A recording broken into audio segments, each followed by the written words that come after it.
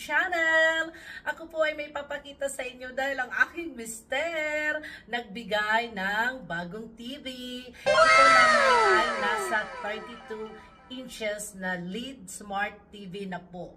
Ang bagong teknolohiya ng ating mga TV ngayon. So, ang kanyang brand is JVC. Nilagay ko na siya dito.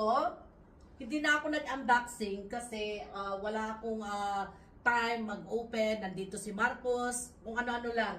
So, ang ginawa ko, nilagay ko na ang kanyang TV stand para ngayon, mas madali na lang.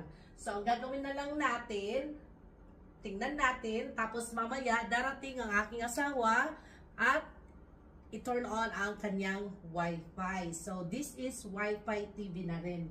So, ito ay JVC Android TV na siya na mayroong Hey Google. So, di ba? It's easy. Parang, automatic. Automatic yan. So, nilagay ko na dito at saka tanggalin natin ang kanyang plastic. So, pakita ko sa inyo guys. So, ito kanyang box. Ayan. So, wala na to dahil nga ano na to? Parang, sa pa, chupe.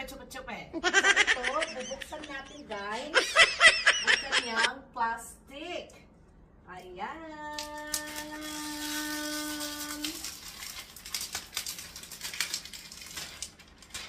Ay. The new Smart TV dito again sa bahay. Ito po ay pangalawang TV na naibili ni Damien na maliliit. So, yeah. Nakakatuwa lang. So, ito na yun. Ang kanyang plastic. So, happy naman ako dahil at least kahit pa paano, mayroon rin akong sariling TV. So, meron na siyang, ito pala, meron siyang Android TV. Meron siyang, ano to, parang, 11 eklavus, hindi ko mabasa. Naku, kailangan ko na pala ng ng salamin. Ayan, HDMI, USB, Wi-Fi, ano pa, HD, kung ano-ano lang ang mga, sabi pa, anik-anik. So, yeah, ako po ay natutuwa dahil nga, nakapagbigay uli si Mr. ng bagong TV dito sa bahay. So, na yan, nakatawag nito yung kanyang cord. Sabi ko, i-workout ko na para ipakita ko sa inyo, ito turn on po natin. So, alright, ito na. Here we go.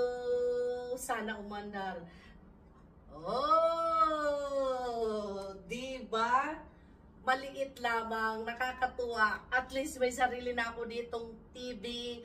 May sarili ako ditong upuan dahil yung mag-ama ko doon naman sila sa kabila. So, yeah. O, diba guys? Nakakatuwa lang. Swerte rin ako na may nagbibigay ng TV, diba? So, ito, dito ako sa gilid. Sabi ko kay Marcos, mas dito ako. Tapos andun si Marcos, doon silang mag-ama. Pakita ko sa inyo ang kanilang TV din dahil may sarili din silang TV. At ito pala ang kanyang remote control. Here we go. Ayan. Okay. Ayan. Ito, dito ka pupush. Sasabihin mo lang, Hey Google, at lalabas na yan kung anong gustong palabas. And then, ito ang aking palang mag-ama. Yan ang kanyang TV, I mean. So, meron siyang sarili. Sabi ko, naku, pag nag-turn on tayo, paano to? Dahil lahat nagsasabayan mag-turn on or turn off yata. So, tingnan natin dito sa malaki. Kung kasama na ang kay Marcos. Kasama na ang kay Marcos sa isang remote control. Pero si Marcos, may sarili siyang remote control. Ito ang kay Marcos. So, ayun. O, diba? So, guys, ayan. 3 na ang TV dito sa bahay. So, kunin natin ang remote control. Aray ko. Nakakaloka. O, diba? Sabay-sabay kaming manunood.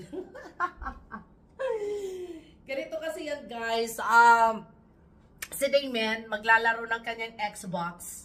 Si Marcos naman sa kanyang Nintendo. So ako at least meron ako sariling TV dahil ako nga ang pinanunood ko ay ang tawag nito, nanonood ako ng Netflix, Stans, Prime. So yeah, kasi ako mas mas more ako sa bahay kaysa ako lalabas. Especially ngayon dito sa Australia, ang init-init dito guys, summer. So ano ako, anong tawag niyo? Anong tawag yun? Anong tawag yan?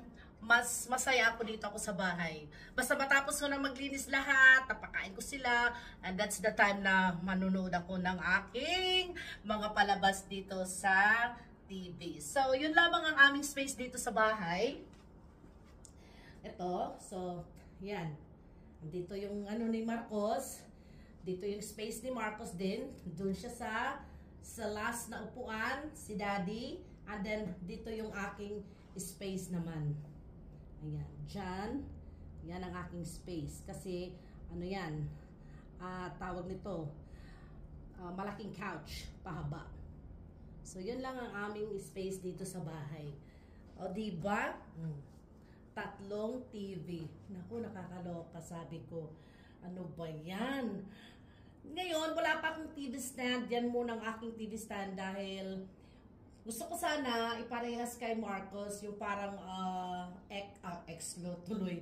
Parang ano siya, yung may tawag yan, yung box, ayan, na parang may divider. Sabi ko, wala pang stock sa Kmart. So, meron naman akong extra table, so yun lamang para magkapareha lang puti kasi hindi babagay kung ibang ilalagay kong kulay. So yeah, I just plan to buy in Kmart soon. Ngayon, ito lang muna ang hiningi ko sa kanya.